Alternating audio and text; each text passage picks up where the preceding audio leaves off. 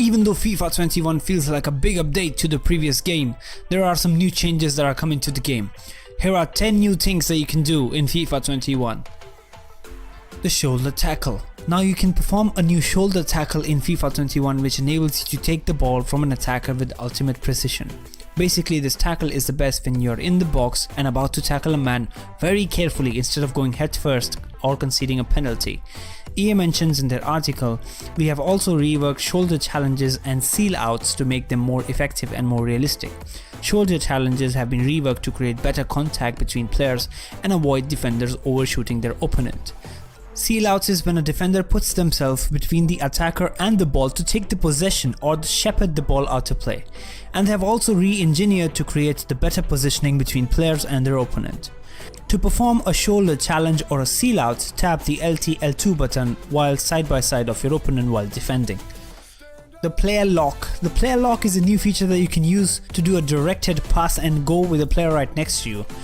The way this feature works is that you pass the ball to another player around you and you can still control the player that you pass the ball with. So you are essentially giving the ball to the CPU for a split second, that is, and this allows you to completely control the direction of your run and you can go past defenders and ask for the ball back. Basically the way it works inside pro clubs for so many years. Player lock. Press both sticks L3 R3 at the same time to lock your current player in the attack.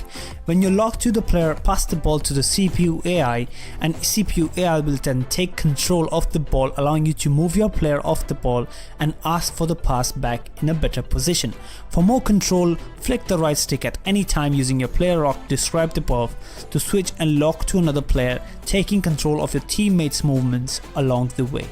Super cancel mechanics. We have the super cancel mechanics back in FIFA 21, and if you guys don't know what they are, it's basically super cancel is when you press a button combinations, that is LT-L2 or LT-RT. It's used to cancel any move in FIFA in the midway, so you can cancel anything you want. What you have to do is basically be very fast and press LT-L2 in the midway of your move. Improved super cancel mechanics. Added variety of ways to cancel any actions, giving you more control over your moves on the pitch. Great for situations where you want to surprise opponents that are able to anticipate your moves by paying attention to your player animations.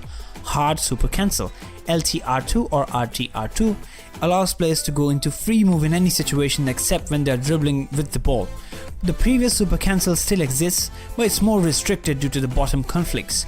Pass and shot cancel LT-R2 and RT-R2 is basically the same, allows you to cancel any pass and request and continue dribbling with the ball. Another way to cancel a shot or a lob is by pressing A, similarly as a fake shot after the passing animation has started. So we know that basically you can cancel any move with a fake shot. Skill move cancel is basically you can cancel any skill move in the middle. So yeah, these are the skill moves that you can cancel in the middle, and they're mostly the most important ones, so that's good. Gameplay rewind.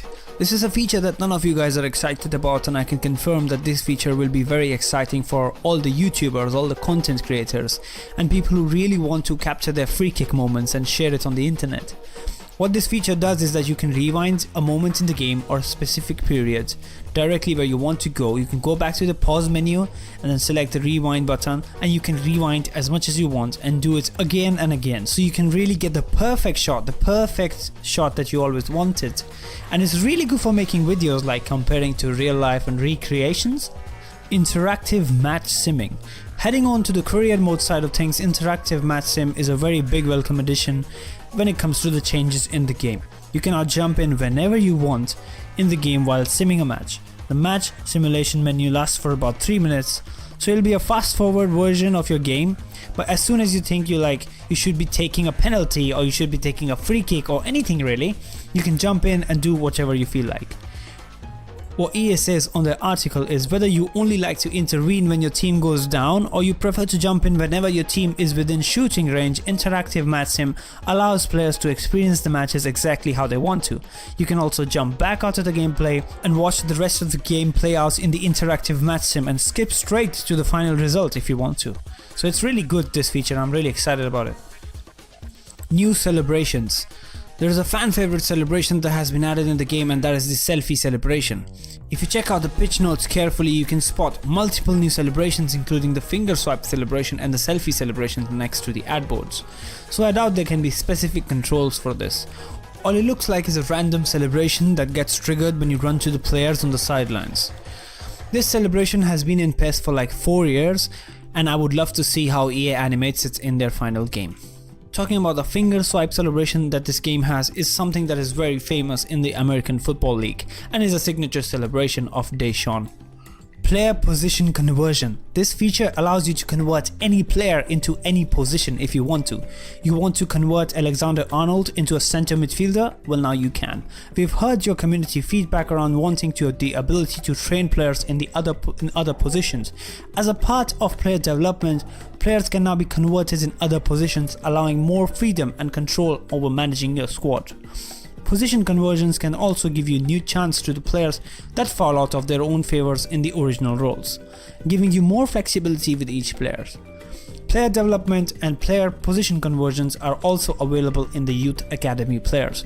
While in the Academy, the youth talents will develop with good forms at all times, so the growth will sustain at an even pace. So basically this is like Ultimate Team position modifiers but for career mode.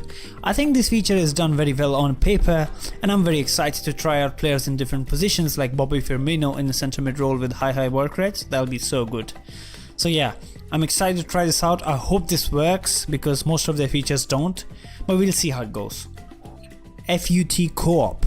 This year EA are going with the social experience and the increase of the ability to have friends in every game mode, and FIFA UT Co-op is another example of that. This year you can play division rivals with your friends or even random teammates online while searching a match in Ultimate Team.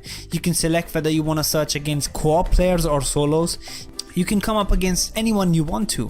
What this feature does is basically makes co-op seasons completely redundant, but I'm happy that I can go and use the players that my friends have in their packs and stuff, and I can try them before I go and buy them myself. This might just completely change the way you play Ultimate Team because only one of your friends now have to focus on squad building side of things, and you can get the rewards on one account and completely focus on the squads on only one account, so you don't have to worry about your own account and you can try different players. So I don't know, it looks good, we'll see how it goes. Volta Friends. You can now play this completely useless, worthless game mode that nobody cares about with your friends as well.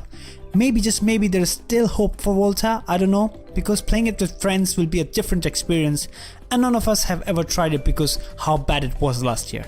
You apparently recruit real life football stars in your Volta club and play with them, and I'm pretty sure that most of us will stop playing after a game, but I don't know. The only thing I feel like that this game mode would be good if it was inside pro clubs, as been talked about by JCC thousands of times in his videos, but EA don't care, man, they don't care. But there's a new thing that you can also play with friends, so I had to tell you about it.